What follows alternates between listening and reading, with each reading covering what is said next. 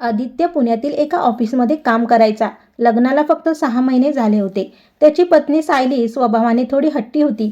तिचा असा समज होता की पतीवर फक्त पत्नीचाच अधिकार असतो.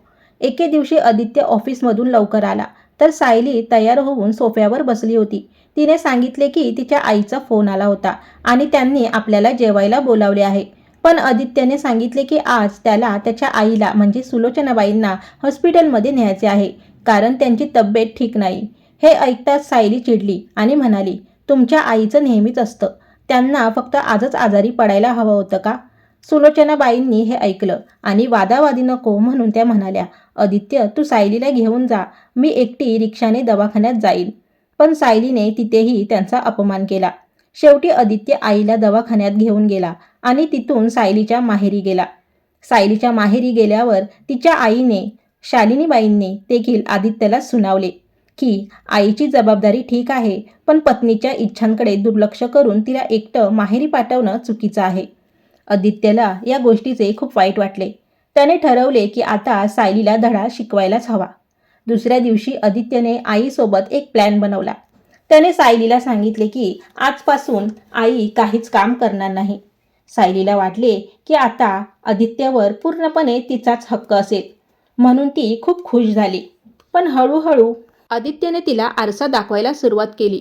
जेव्हा जेव्हा सायली तिच्या माहेरी जाण्याबद्दल किंवा तिच्या आई वडिलांशी बोलण्याबद्दल विचारत असे, तेव्हा आदित्य तिला कोणत्या ना कोणत्या कामात गुंतवून ठेवत असे किंवा बाहेर फिरायला घेऊन जात असे.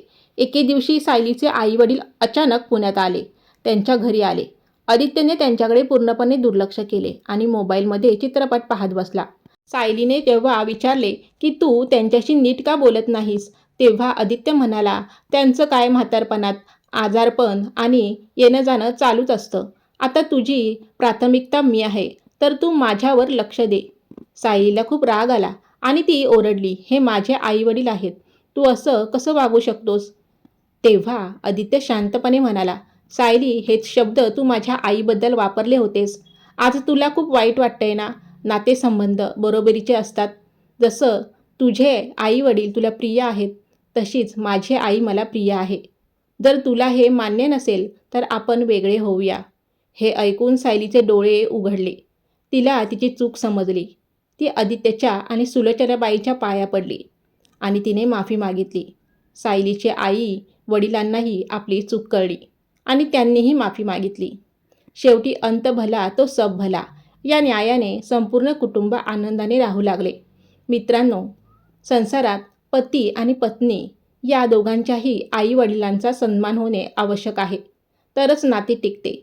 कथा आवडली असेल तर नक्की लाईक करा आणि चॅनलला सबस्क्राईब करायला विसरू नका.